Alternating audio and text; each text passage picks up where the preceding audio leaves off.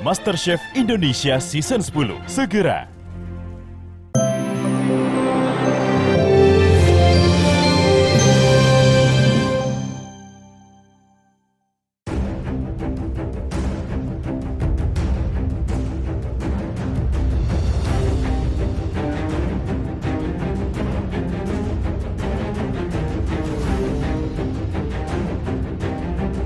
Pemirsa, sidang lanjutan kasus One Prestasi brand ambasador dan produk kecantikan yang dilayangkan Dr. Siska Care terhadap mantan kekasihnya Kevin Hillers kembali digelar di Pengadilan Negeri Jakarta Barat Selasa kemarin.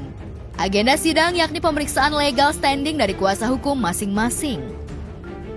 Namun majelis hakim kembali menunda sidang kedua tersebut lantaran ketidakhadiran Kevin sebagai tergugat. Hal itu membuat pihak Siska kecewa dan menganggap seterunya tersebut tidak ada niat baik untuk menyelesaikan masalah. Sidang pun ditunda minggu depan 25 Oktober 2022. Lantas apa tanggapan pihak Siska Care atas mangkirnya Kevin Hillers di persidangan kemarin?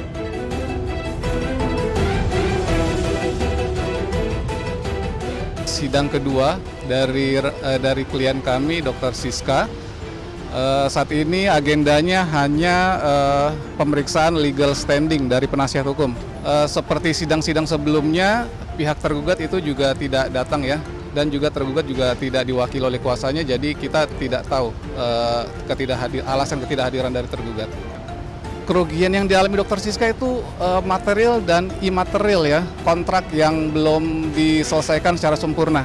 Ya, jadi masih ada tanggungan di situ, ya jadi itulah yang kerugian akan kita minta saudara KH untuk bertanggung jawab. Total material dan imaterial itu mencapai kurang lebih 1 M. Sementara itu ditemui secara terpisah, kuasa hukum Kevin Hillers buka suara terkait ketidakhadiran Kevin di sidang lanjutan One Prestasi tersebut. Menurutnya, ketidakhadiran Kevin Hillers tersebut merupakan strategi pihaknya melawan Siska Care.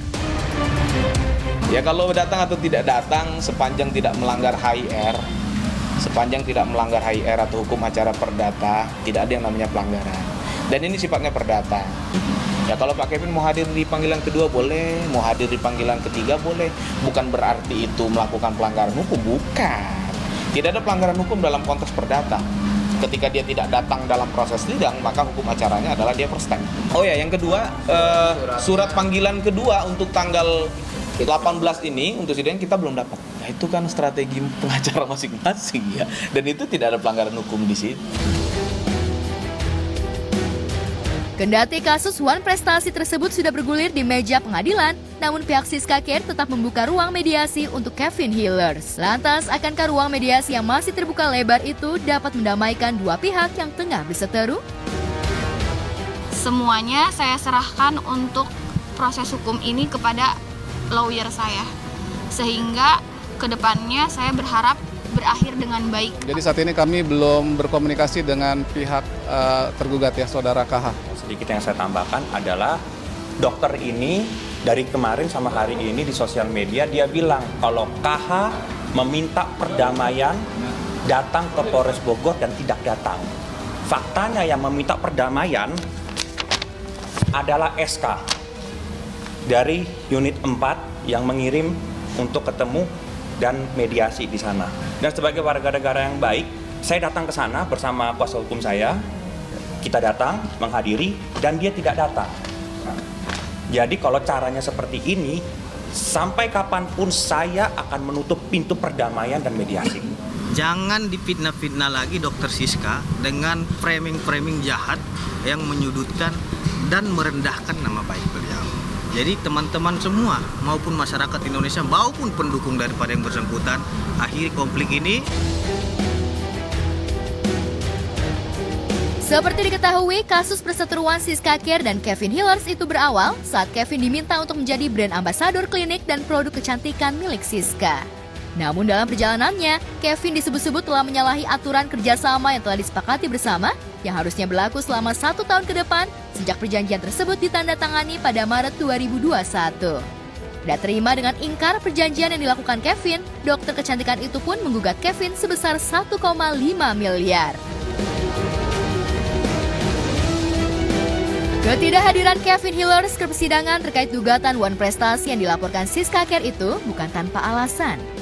Seolah tidak mau kalah langkah dengan seterunya, setelah permohonan perlindungan yang diajukan Siska Care dikabulkan Lembaga Perlindungan Saksi dan Korban atau LPSK, kini giliran Kevin Hillers mendatangi Komnas HAM untuk meminta perlindungan atas dugaan kriminalisasi yang diterima Kevin atas laporan Siska Care di Polsek Taman Sari beberapa waktu lalu.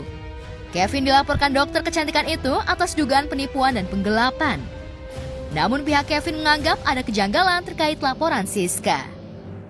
Laporan yang dibuat Siska seharusnya masuk dalam ranah perdata, bukan pidana seperti yang dilaporkan seterunya itu. Di sini kan saya korban. Dia yang melakukan. Ketika dia tahu dia salah, semua harus dari dia, bukan saya. Yang pasti laporannya tidak ada dasar hukum. Kenapa bisa naik sidik? Itu menjatuhkan nama baik saya.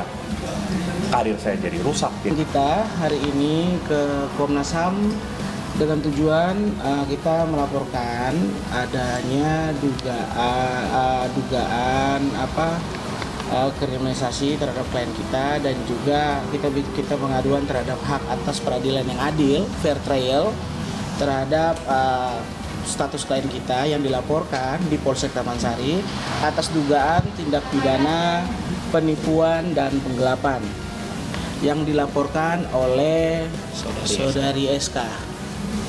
Yang mana terhadap laporan itu menurut hemat kami sebagai kuasa hukum, laporan tersebut tidak memenuhi unsur.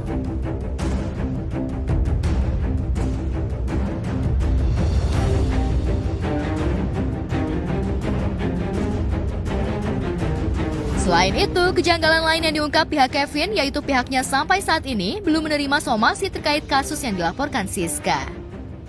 Atas dasar itulah, pihak Kevin Hillers meminta perlindungan kepada Komnas HAM atas dugaan kriminalisasi.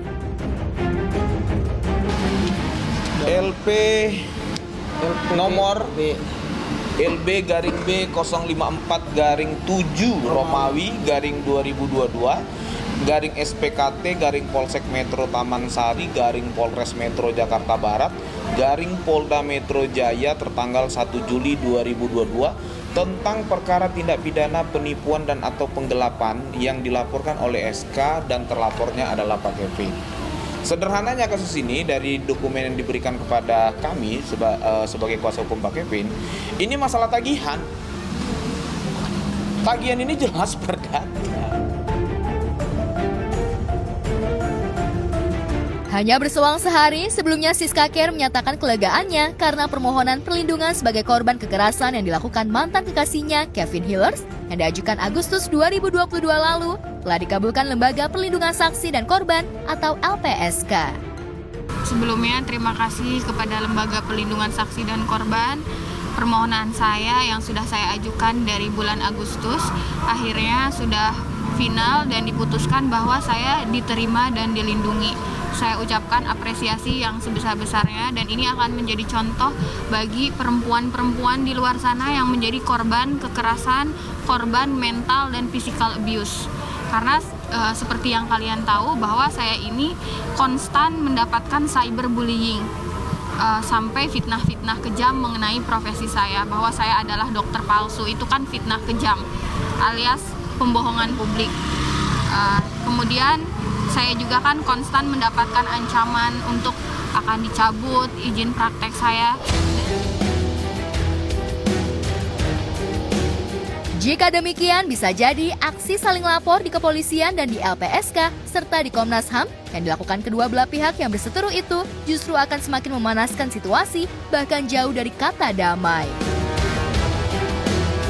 Saya hari ini menangis bahagia karena dari bulan Juni itu konstan saya bolak-balik ke rumah sakit untuk mendapatkan pengobatan dari psikiater, pengobatan dari dokter paru-paru. Dan di sini saya ucapkan terima kasih yang sebesar-besarnya kepada pihak kepolisian, kepada Polres Bogor, kepada Polda Metro Jaya, kepada Lembaga Perlindungan Saksi dan Korban, dan kepada pengacara-pengacara saya yang tiada henti-hentinya memberikan support mental dan doa, juga kepada keluarga saya juga, terutama ibu saya yang sampai sakit dan doanya yang tidak pernah terputus. Di sini yang saya perjuangkan adalah nama baik saya dan keluarga saya.